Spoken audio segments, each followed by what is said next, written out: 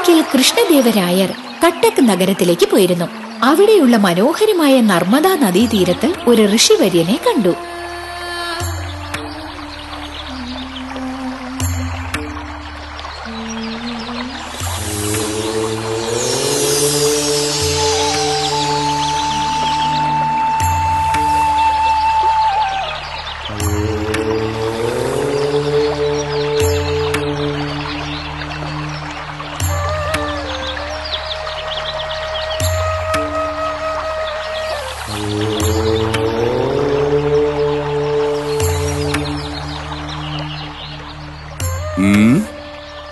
ശരീരം ഭൂമിയിൽ തൊടാതെ ഇരിക്കുക എന്നത് എങ്ങനെ സാധ്യമാകും? എന്നുവെച്ചാൽ ഈ സന്യാസിക്ക് യഥാർത്ഥത്തിൽ ജ്ഞാനശക്തി ഉണ്ടായിരിക്കും.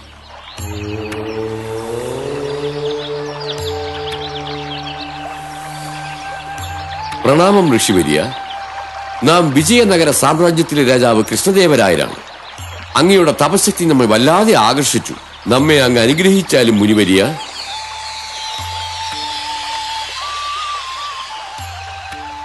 മഹാരാജൻ എങ്ങനെയിരിക്കുന്നു? സുഖമാണോ? സന്തോഷമായിരിക്കുന്നു? സുഖമാണ്. പക്ഷേ ഒരു വിജയനഗര സാമ്രാജ്യ രാജാവ് അയൽ രാജ്യത്തെ രാജാക്കന്മാരെ യുദ്ധത്തിൽ പരാജയപ്പെടുത്തി വിജയം നേടിയിരിക്കുന്നു. ഇത് തീർച്ചയായും ഒരു സന്തോഷ വാർത്തയാണെങ്കിലും യുദ്ധത്തിൽ മരണങ്ങളും അതുകൊണ്ടുണ്ടാകുന്ന നാശനഷ്ടങ്ങളും അങ്ങയുടെ മനസ്സിനെ ബാധിച്ചിരിക്കുകയാണ്. അങ്ങയുടെ ഖജനാവ് ശൂന്യമായിരിക്കുകയാണ്. എന്താ നാം പറയുന്നത് ശരിയല്ലേ? അതേ സ്വാമി, 100% ശരിയാണ്. ഇപ്പോൾ നമ്മുടെ രാജ്യം സാമ്പത്തികമായി ബുദ്ധിമുട്ടിലാണ്. അതിന് അങ്ങ് തന്നെ ഒരു മാർഗം നിർദ്ദേശിച്ചാലും.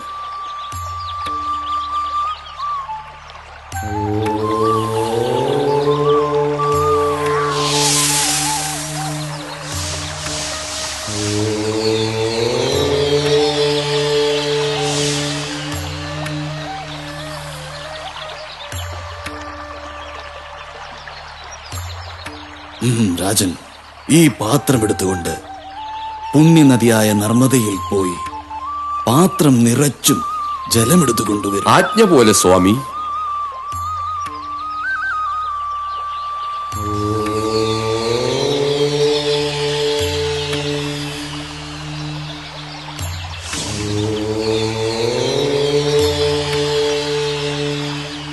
സ്വാമി, ഈ ജലം എന്താണ് ചെയ്യേണ്ടത്? ഇത് കൊണ്ടുപോയി അങ്ങയുടെ ഖജനാവിൽ തളിക്കണം. പറ്റാത്ത സമ്പൽ സമൃദ്ധി ഖജനാവിൽ നിറയട്ടെ. ഈശ്വരൻ അങ്ങയ്ക്ക് വിജയവും സന്തോഷവും തന്ന് അനുഗ്രഹിക്കട്ടെ. വളരെ നന്ദി സ്വാമി.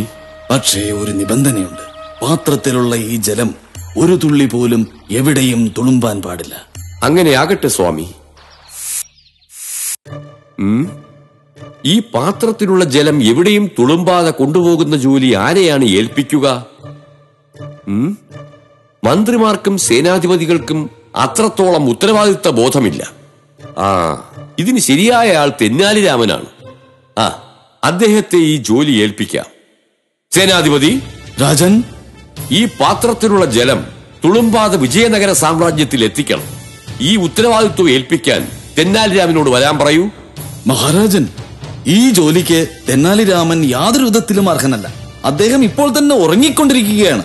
ഈ പാത്രത്തിലുള്ള ജലം എങ്ങനെയാണ് അദ്ദേഹം തുളുമ്പാതെ വിജയനഗരം വരെ കൊണ്ടുപോകുക എന്ന് എനിക്കറിയില്ല. എന്ത്? ഉറങ്ങിക്കൊണ്ടിരിക്കുന്നുവെന്നോ?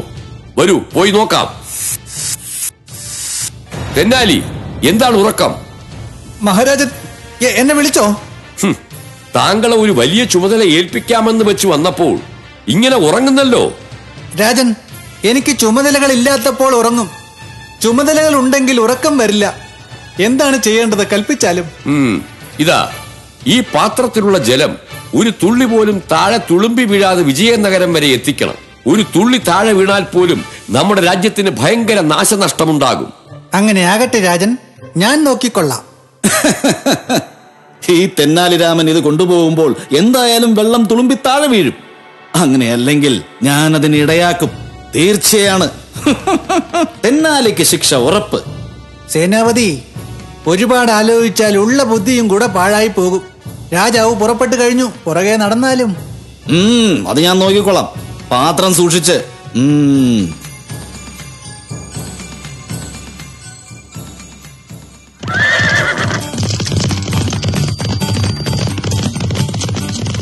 രഥത്തിൽ സഞ്ചരിച്ചുകൊണ്ടിരുന്ന രാജാവിന് പാത്രത്തെക്കുറിച്ചുള്ള ചിന്ത തന്നെയായിരുന്നു. തെന്നാലിരാമന്റെ രഥം ഓടിച്ചുകൊണ്ടിരുന്ന സേനാധിപതി വെള്ളം താഴെ തുളുമ്പാൻ വേണ്ടി തന്നെ മനഃപൂർവ്വം വഴിയിലുള്ള കല്ലുകളുടെ മുകളിലൂടെ രഥം കയറ്റിയും ഇറക്കിയും ഓടിച്ചുകൊണ്ടിരുന്നു. ഇതിനെക്കുറിച്ചൊന്നും വ്യാകുലപ്പെടാതെ തെന്നാലിരാമൻ ഊർക്കം വലിച്ച് നന്നായി ഉറങ്ങുകയായിരുന്നു.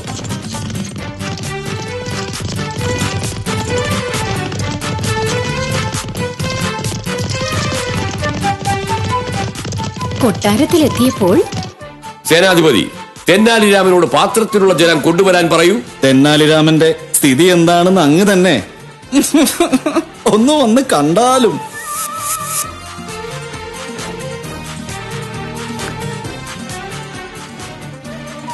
തെന്നാലിരാമൻ ഊർക്കം വലിച്ചുറങ്ങുന്നതാണ് മഹാരാജാവ് കണ്ടത്.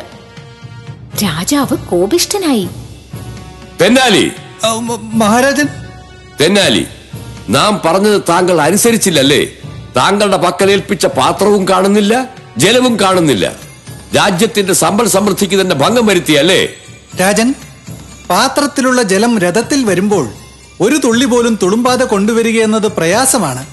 അതിനാൽ ഞാൻ ഈ തോൽ സഞ്ചിയിൽ പാത്രം ഇറക്കി വെച്ച് സഞ്ചിയുടെ വായ നന്നായി മൂടിക്കെട്ടി ജലവും തുളുമ്പാതെ ഇവിടം വരെ എത്തിച്ചു. തെന്നാലിരാമ, താങ്കളുടെ ബുദ്ധിസാമർത്ഥ്യത്തിന് അതിരില്ല. നമ്മുടെ എടുത്തുചാട്ടവും അതിര് കടന്നു പോയിരിക്കുന്നു. ദേഷ്യപ്പെട്ട് താങ്കളുടെ മനസ്സിനെ ഒരുപാട് വേദനിപ്പിച്ചു നാം. രാജൻ, ആദ്യം അങ്ങനെ മനസ്സിലാക്കാതെ ശകാരിക്കുന്നതും പിന്നീട് എന്റെ ബുദ്ധിസാമർത്ഥ്യത്തിൽ അഭിമാനിക്കുന്നതുമാണ് ഈ വിജയനഗരത്തിന് തന്നെ സന്തോഷം നൽകുന്ന കാര്യങ്ങൾ. അതൊരിക്കലും മാറ്റരുത്.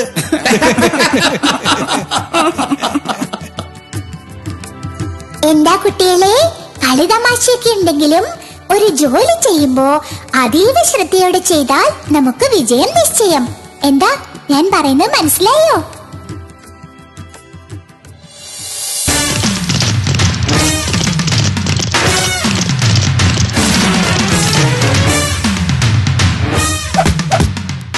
എങ്ങനെയെങ്കിലും വിജയനഗരത്തിൽ കൊലപാതകവും മോഷണവും നടത്തി കൃഷ്ണദേവരായരുടെ സമാധാനം നഷ്ടപ്പെടുത്താനായി അവരെ അയച്ചു.